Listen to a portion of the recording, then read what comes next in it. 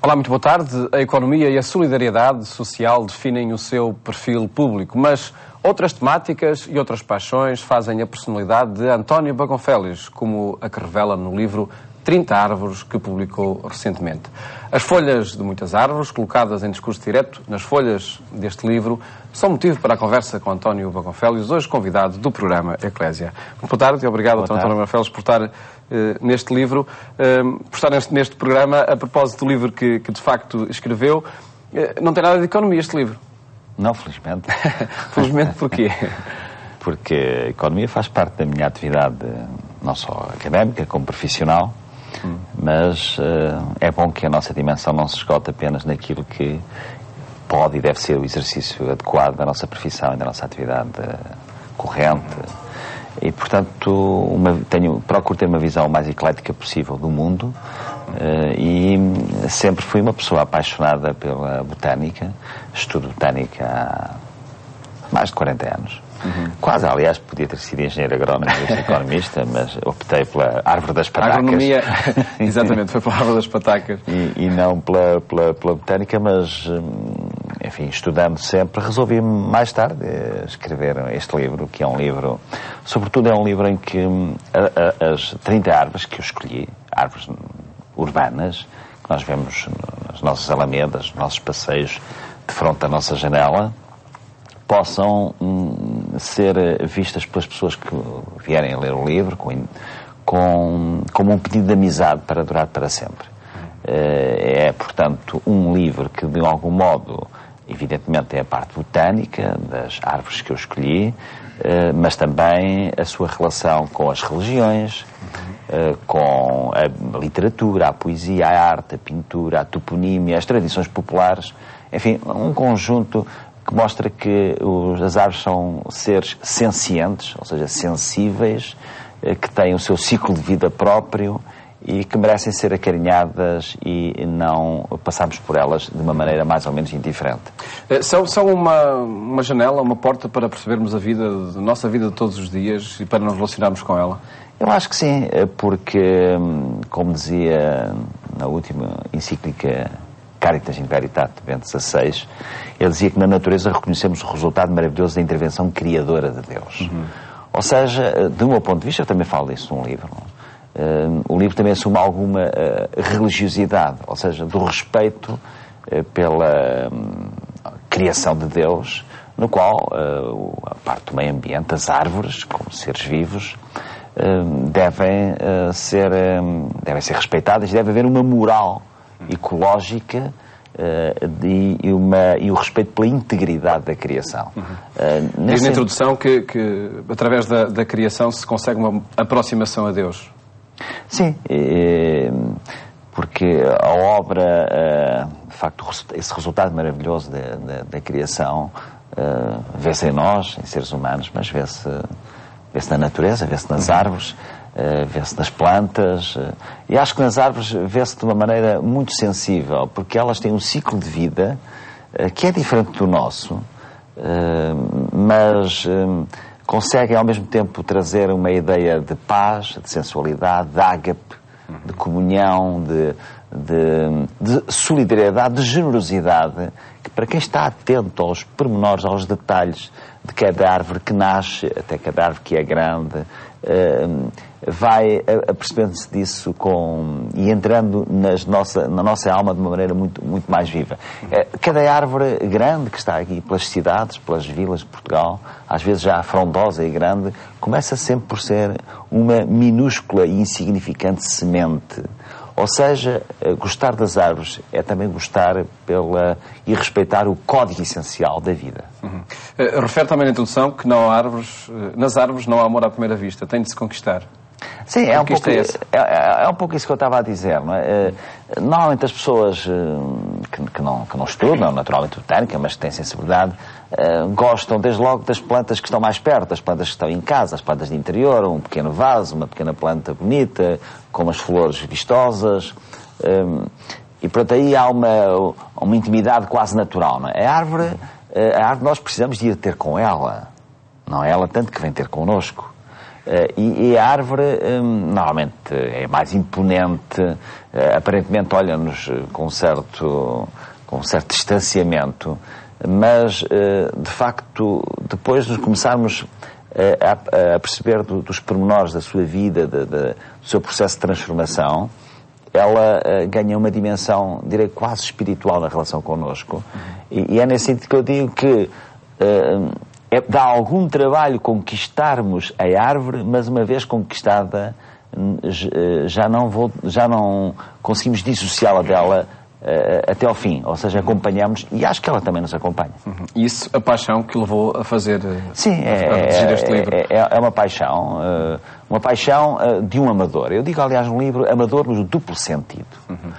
No sentido de que não sou profissional, e amador no sentido de quem ama.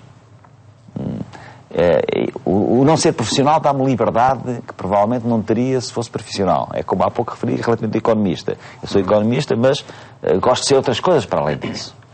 O ser amador porque ama dá-me a paixão e dá-me a ligação afetiva e afetuosa com o mundo vegetal.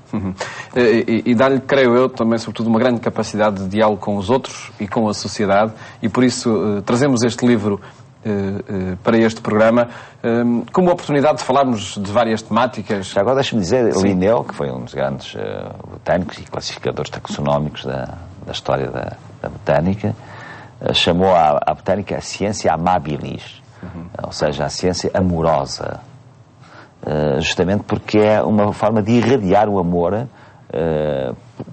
por aquilo que nos rodeia, pelo outro, pela natureza e para quem crê, que é o meu caso, reforçar o amor pelo Criador, ou seja, pela ideia da transcendência de Deus.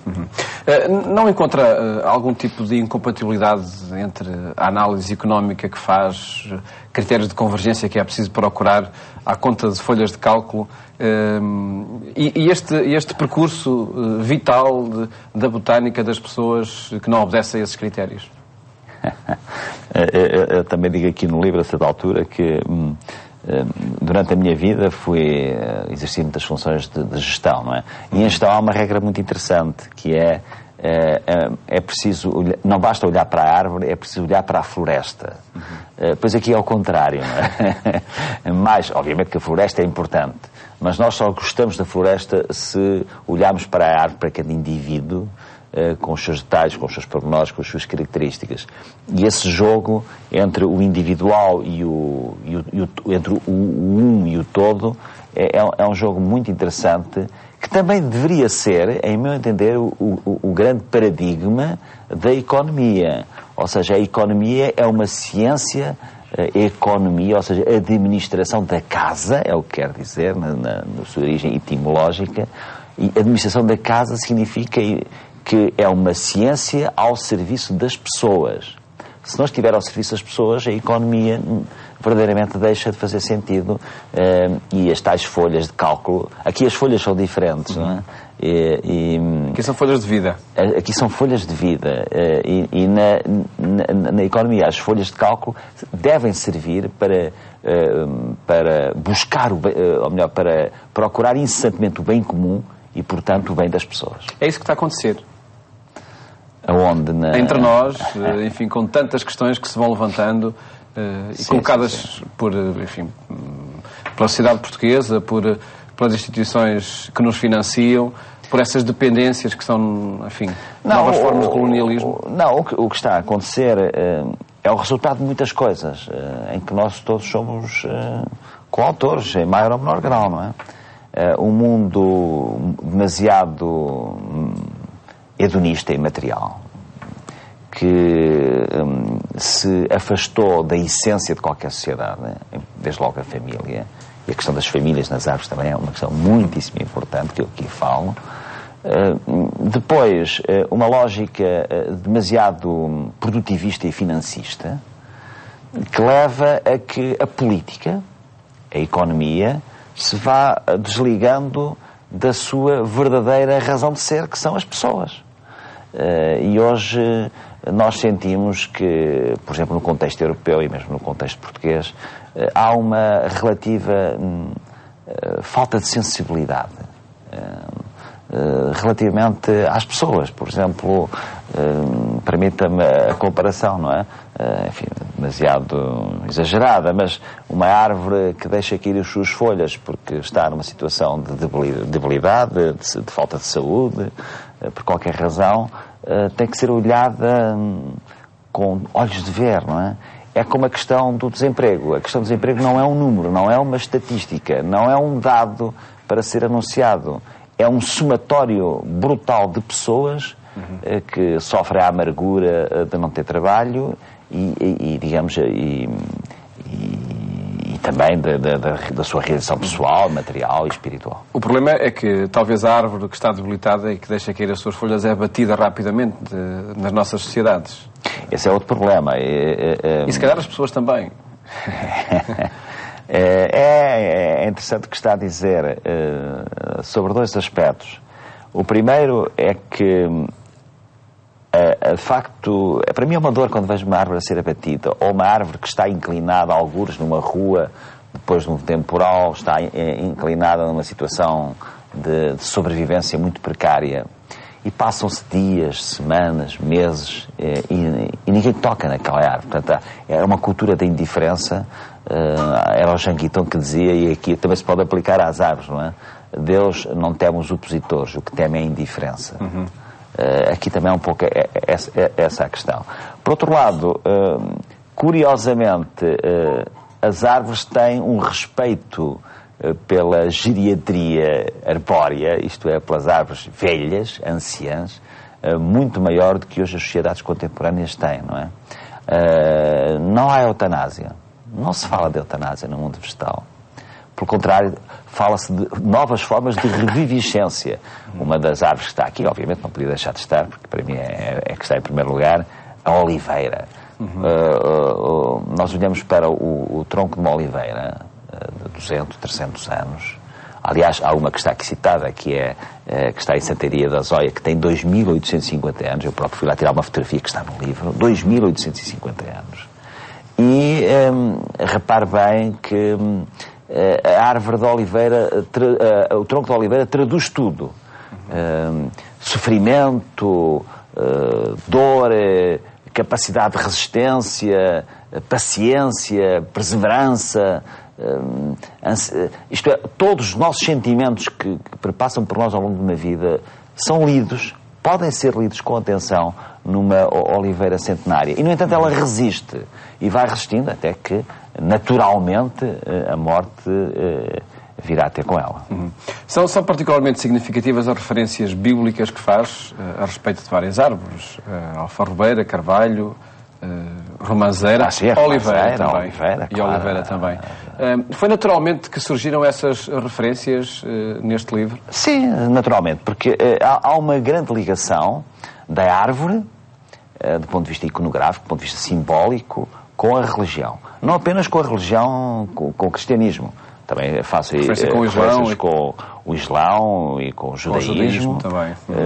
E não é por acaso que as árvores estão profundamente presentes na ideia por exemplo, da Bíblia e nas outras religiões do livro.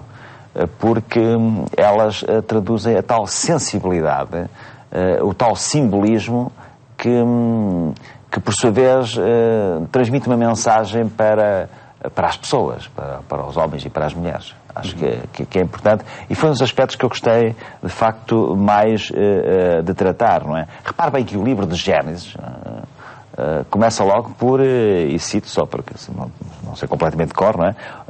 No primeiro capítulo do livro de Gênesis, o Criador entrega ao homem coroação de todo o processo criador, o homem, o cultivo da terra.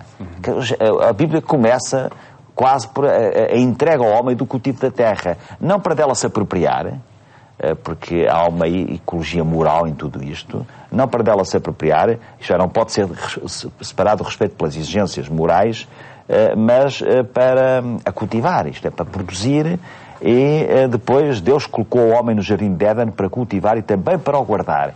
Ou seja, é uma mensagem fortíssima da ligação e da comunhão que tem que haver entre a árvore no sentido mais lato do termo, falemos então do meio ambiente, não é? Como hoje se costuma dizer, e a pessoa humana. O Papa Francisco tem defendido muito o meio ambiente, a criação. Eu fiquei muito satisfeito. Cuidado criado, não é? Fiquei muito satisfeito logo nas suas primeiras mensagens, e nas suas primeiras quase palavras a seguir ao anúncio da sua eleição, a preocupação intensíssima que revela com toda a obra da criação, não é? E, portanto, com o meio ambiente, com a ecologia, no fundo fazendo a simbiose e a síntese entre aquilo que João Paulo II chamava a ecologia humana e a ecologia ambiental. Pelo respeito, não se trata aqui de se ter uma visão panteísta, longe disso. Também se recusa uma visão tecnocrática ou tecnicizada, como dizia Bento XVI, da ideia da natureza, mas de ela ser usada, mas não abusada. Usada na perspectiva da integridade da criação, mas não abusada para destruir. No fundo, hoje nós assistimos a formas de destruição ambientais que são, além de perversas, são uma forma de egoísmo geracional para as próximas gerações que importa cautelar. Não se medem aí as consequências de muitos atos, de muitas árvores que se abatem, não é? Absolutamente. Ainda sobre este Papa Francisco, qual é a sua opinião sobre aquilo que ele vai dizendo, os atos que vai praticando e o que é que espera deste pontificado? Eu acho que a primeira palavra que me surge quando falo das primeiras semanas do pontificado de Francisco é luminosidade. A Igreja precisava de luz forte, não é? Para vir ao nosso encontro.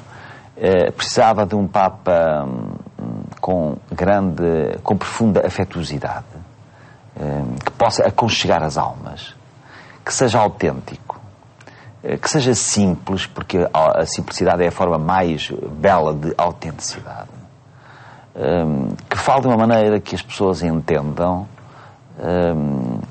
que expresse a ideia que, aliás, está bem presente na doutrina social da Igreja, da opção preferencial pelos últimos, ou seja, pelos pobres no sentido mais vasto do termo. E acho que o Papa Francisco tem revelado grande sabedoria no modo como, nestas suas primeiras ações, tem olhado para o mundo. Tem a vantagem de vir de um país que não é europeu, com problemas diferentes ao nível social, ao nível económico, ao nível até ambiental também. E isso traz-lhe uma sensibilidade de vida que ele transporta e está a transportar muito bem, do meu ponto de vista, para o seu pontificado. São colocadas algumas expectativas na sua capacidade de renovação do governo da Igreja, da Cúria Romana. Alimenta também expectativas nesse sentido? Muitas. Eu acho que elas são necessárias? São necessárias. Eu acho muito interessante porque cada Papa tem as suas, ou tem tido a capacidade de se dedicar a pontos essenciais e a pilares muito importantes da Igreja. Não é? Por exemplo, Bento XVI, o Papa Emérito, a ideia de aprofundar a ligação entre a fé e a razão, um Papa mais com preocupações mais teológicas do ponto de vista da sua radicalidade, foi importante, foi e será importante esta encíclica Caritas in Veritate, e não só esta. Isto é uma verdadeira, aliás, como chamava o padre Tolentino Mendonça, um verdadeiro manual para o desassossego, mas também uma obra-prima do ponto de vista do mundo contemporâneo e das suas diferentes vertentes pela qual possa ser analisado. Agora, eu acredito que este Papa está mais liberto, aparentemente, isto é a opinião de um crente comum, né? Mas está mais liberto do ponto de vista de passado junto da Cúria Romana para ter mais capacidade e mais atrevimento, no bom sentido da palavra, para reformar a parte gestionária, digamos assim, ou de governação da Igreja. E a Igreja aproximar-se cada vez mais das pessoas. Gostei muito de uma expressão que ele disse: os padres não podem ser meros gestores, não podem andar tristes, não podem fazer tudo menos aquilo que deve ser o seu munus apostólico. Há grandes desafios que se vão colocar e eu tenho uma profundíssima esperança no pontificado de Francisco. Uma última referência, porque o nosso tempo está a terminar, mas não o podemos deixar de fazer, ao que se passa entre nós e em torno desta temática da renovação e da reforma. Ela é precisa também no Governo de Portugal? Acho que sim, acho que sim. Portugal atravessa um período muito difícil. Portugal está sob um regime de protetorado financeiro. Portanto, a nossa... E além disso está num contexto de uma União Europeia. Ou seja, a nossa capacidade de autonomia é cada vez menor. E por isso, este é um ponto que se coloca, e está-se a colocar a vários países, relativamente, por exemplo, à moeda única, não vale a pena agora falarmos disso. Mas eu acho que a governação do país, neste momento, precisava de algum refrescamento. No sentido de juntar... conhecimento com experiência e sabedoria, juntar pessoas mais novas com pessoas mais velhas, juntar pessoas muito bem preparadas do ponto de vista técnico com pessoas com sentido de alma e de espírito no exercício da atividade e da ação política. Isto pode ter várias soluções, não sei o que é que vai acontecer agora. Também não me parece que o país possa pensar que tem a esperança em meros discursos, em situação ou de oposição, que são jogos de palavras, ou no regresso da ideia da fantasia, da ilusão e da mentira, como um reality show, como ainda há pouco tempo vimos com um antigo primeiro-ministro. Doutor António Bagão Félix, infelizmente o nosso tempo chegou ao fim, até porque a última afirmação daria para muito mais conversa e análise, mas temos de ficar por aqui. Agradeço ter estado neste... Permita-me só que cite uma das frases que eu tenho aqui no livro de Martin Luther King, que pode ser uma maneira de acabarmos esta nossa interessante conversa. Se eu soubesse que o mundo terminaria amanhã, hoje ainda plantaria uma árvore. Fica esse desafio. António Bagão Félix, muito obrigado por ter estado. Programa onde quisemos falar sobre este livro publicado por António Bagão Félix, 30 Árvores, e analisar as questões da sociedade portuguesa. Desejo um bom fim de tarde e até amanhã, se Deus quiser.